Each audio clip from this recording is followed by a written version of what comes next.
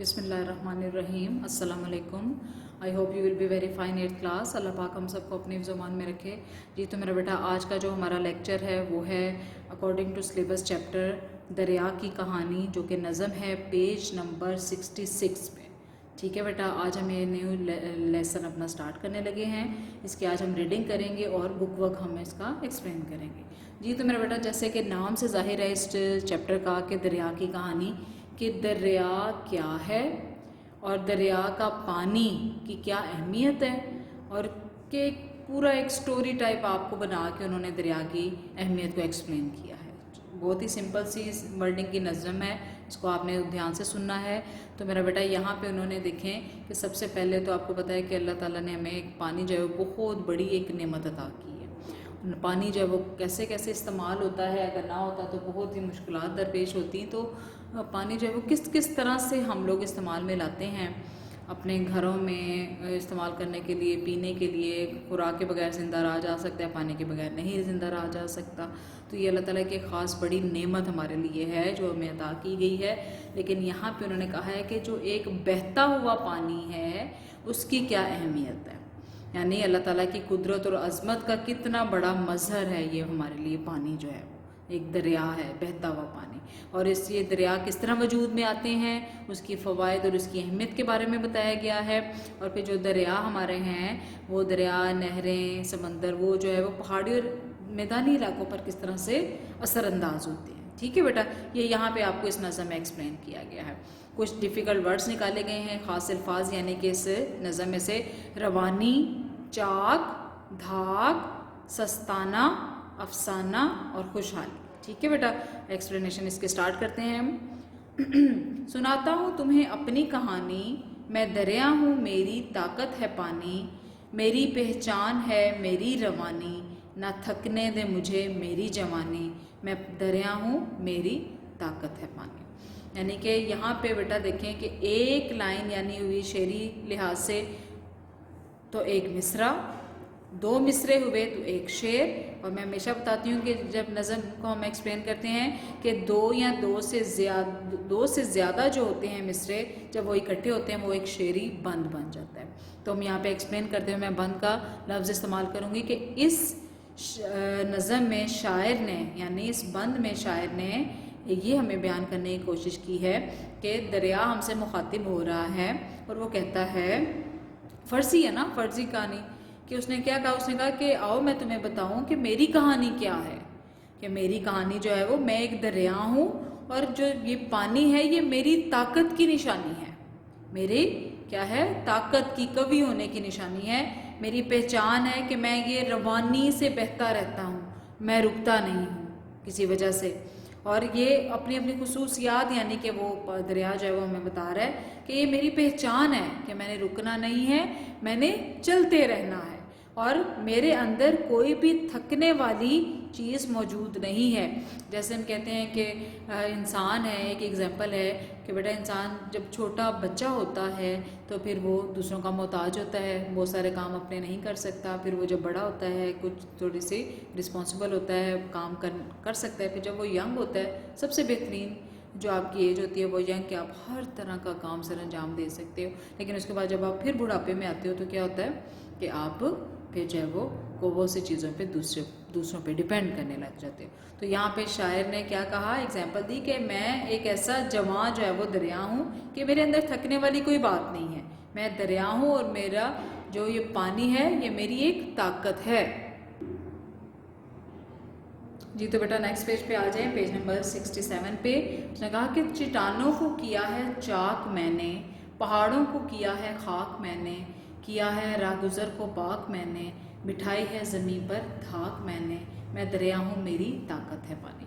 यानी इस बंद में शायर ने ये हमें एक्सप्लेन करने की कोशिश की है कि जो पानी है ना, बहता हुआ पानी, और ज़ोरदार आवाज़ के साथ वो क्या है कि वो छोटी छोटी चट्टानों को, वो पहाड़ों को क्या है, उसमें से अपना रास्ता बनाता हुआ गुजर जाता है।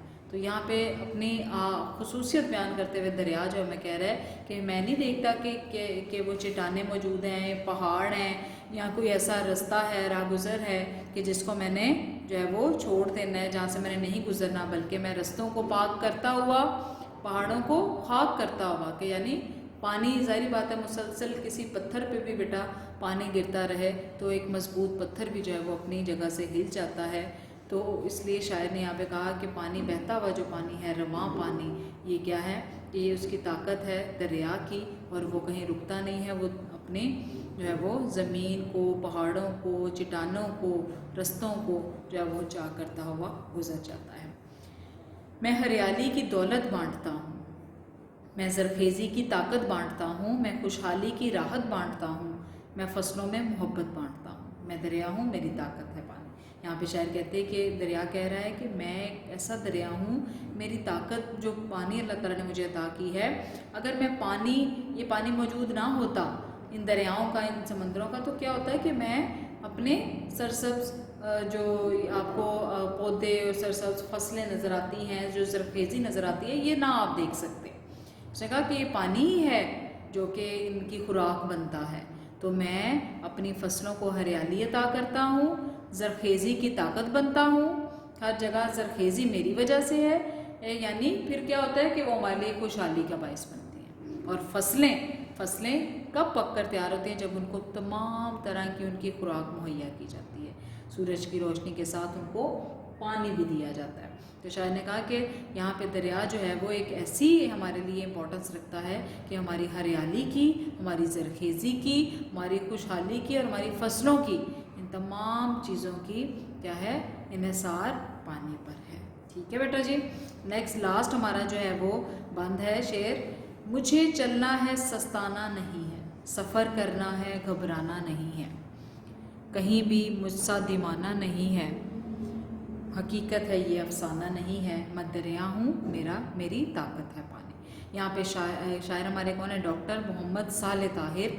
یعنی وہ شاعر جو ہے وہ ہمیں یہ بیان کرنے کی کوشش کر رہے ہیں کہ جو اللہ تعالیٰ نے ہمیں ایک دریا کی نعمت عطا کی ہے، اور اس میں کیا ہے کہ اس کی اہم خصوصیات جو ہیں وہ ہمارے سامنے آئی ہیں کہ کیا ہمارے لیے دریا جو ہے وہ اتنی اہمیت رکھتا ہے کہ شاید کہہ رہے ہیں کہ جو دریا ہے وہ چلتا رہتا ہے، اس میں سستانا نہیں ہے، یعنی اس نے کوئی اس کے لیے آرام نہیں ہے، وہ رکتا نہیں ہے، وہ سفر میں رہتا ہے، کبھی بھی گھبراتا نہیں ہے کہ سفر سے وہ تھک نہیں جاتا کہیں سے بھی. وہ کہتے ہیں کہ ایک ایگزامپل دی شاعر نے، کہا کہ بھئی ایسا لگتا ہے کہ جیسے وہ تو ایک پاگلوں جیسا دیوانہ ہوتا ہے کہ وہ جو اپنے کام میں لگا ہوا ہے وہ لگا ہے، اسے کسی کی پرواہ نہیں ہے.